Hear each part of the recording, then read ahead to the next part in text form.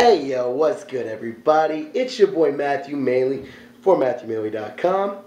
Well, it is officially Friday night, so we are back on the couch with another weekly movie review.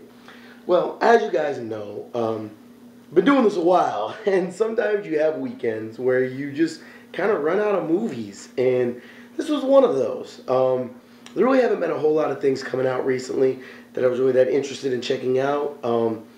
And this is a movie that I actually saw a preview for on another disc, on another DVD that I was reviewing, probably about 6 months ago. And it looked interesting enough to check out. So really there wasn't much left otherwise. So I ended up checking this out, and well, let's get into it. So the movie I checked out is called The Virginity Hit. It stars Matt Bennett, Zach Perlman, Jacob Davidge, Justin Klein, Krista Rodriguez, Nicole Weaver, and Sonny Leone, as well as the one guy that I actually kind of knew was David Jensen. To say that it's I can't say that it really wasn't filmed as though it was like a B movie, but it definitely didn't have that big of a budget. One thing I found out afterwards, kind of interesting, is Will Ferrell was actually one of the main producers for the movie. Kind of weird that he didn't get more publicity of it, or, you know, it wasn't Will Ferrell produced The Virginity Hit, because that's what they do in Hollywood, so I was kind of surprised. Other person that you ended up maybe have seen is Zach Perlman. Zach Perlman is starring in The In-Betweeners, which is a re-release for the U.S. audience on MTV of a actually pretty funny British show that used to air on BBC, also called The In-Betweeners. It's very similar to the plot of this movie, where it's four friends all trying to lose their virginity, essentially. Pretty much the same. But he actually is decently funny. I thought he was definitely the highlight of the movie. And kind of an interesting tidbit about him is he actually was picked from a Funny or Die competition. For those of you who don't know, Funny or Die is a website, all with comedy videos on it. Some of them are pretty good, some of them aren't. But one of the better ones is called Between Two Ferns with Zach Galifianakis. Worth checking out. Just go to funnyordie.com, search for Between Two Ferns. Pretty funny.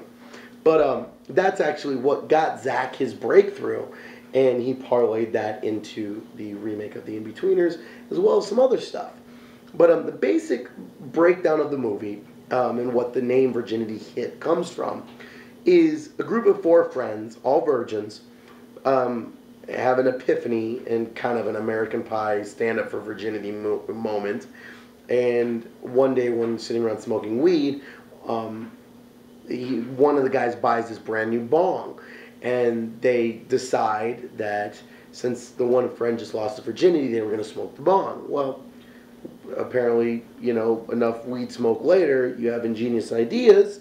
One of those ideas is that they will only smoke this bong when each one of them loses their virginity. So essentially they're going to smoke it 4 times, super special, whatever. So you just want to be on camera, don't you, baby girl? I don't know if you guys can see, but Bella's just sitting there chilling, just looking at me like, what the hell is this guy doing? So, as each one of them loses their virginity, they pull out the bong and, you know, whatever. Of course, 3 of them lose their virginity. It all comes down to the one character of Matt, who's definitely the nerdiest of them all.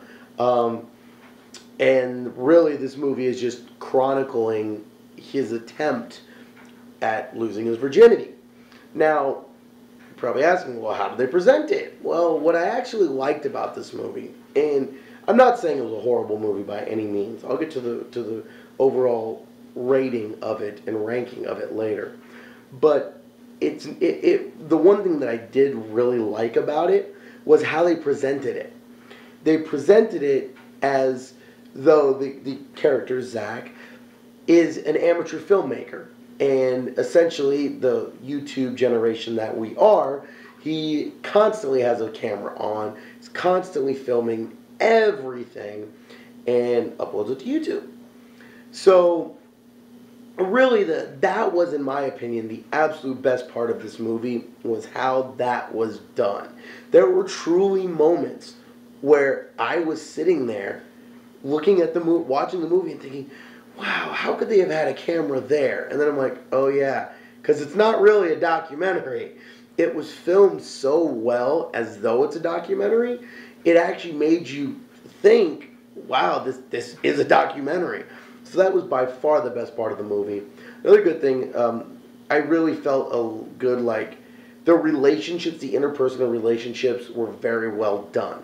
You truly felt that this was just like a group of friends that have known each other their whole lives. So that's kind of how they tie in the whole element of why we're able to see essentially this kid's journey to lose his virginity. And of course, you know, it's got to take up an hour and a half of time at least, so there's a lot of roadblocks along the way, from cheating to a potential expose of the said cheater to possibly a person wanting to assist services on the internet, which of course can't go right, to an obsession with porn star Sunny Leone, to a junkie, drug addict father, adoptive parents, really hot stepsister, all kinds of crazy stuff happened. And obviously, you know, a lot, I mean, it is a movie, it's not a real documentary. So a lot of the things, you know, that obviously wouldn't really happen do, and it still does get a good laugh. It's not a fall down laughing, this movie was incredible type of movie, but for what it was, I actually kind of liked it. I don't want to give away too much more because there were some pretty funny scenes. And like I said, a lot of them were very contrived, but you would kind of assume that going into this type of a movie. You don't go into this type of a movie expecting to see a great performance by Daniel Day-Lewis in There Will Be Blood.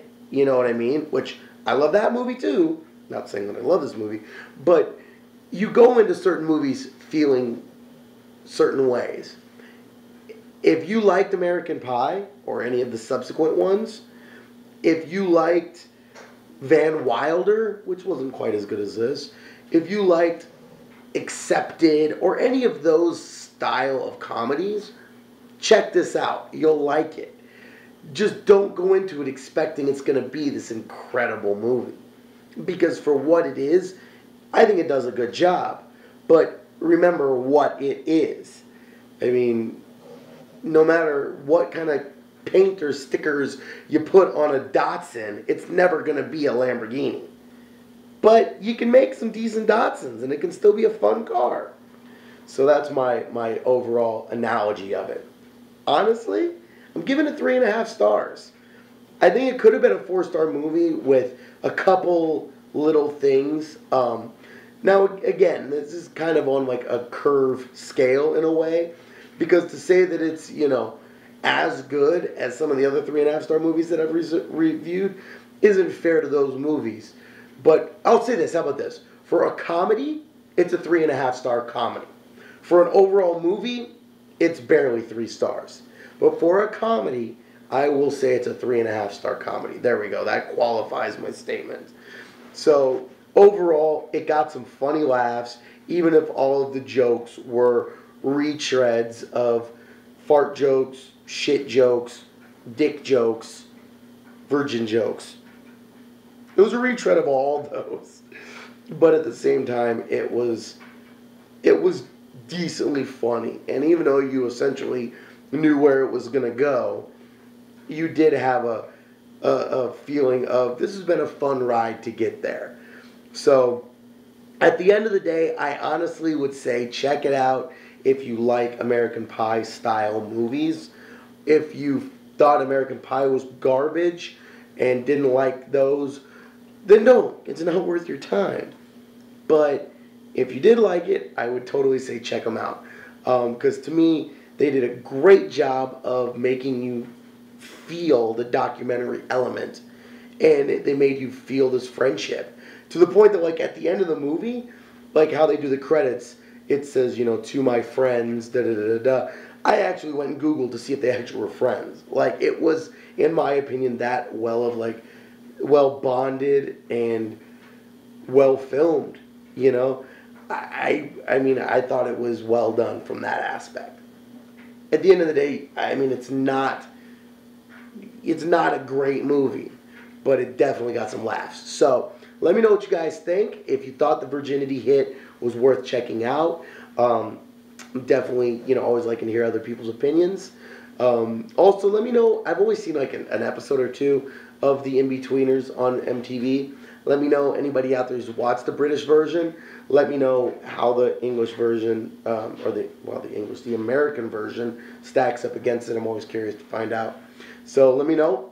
As always, thank you guys for checking out my videos. Hopefully you guys like this movie if you do end up checking it out.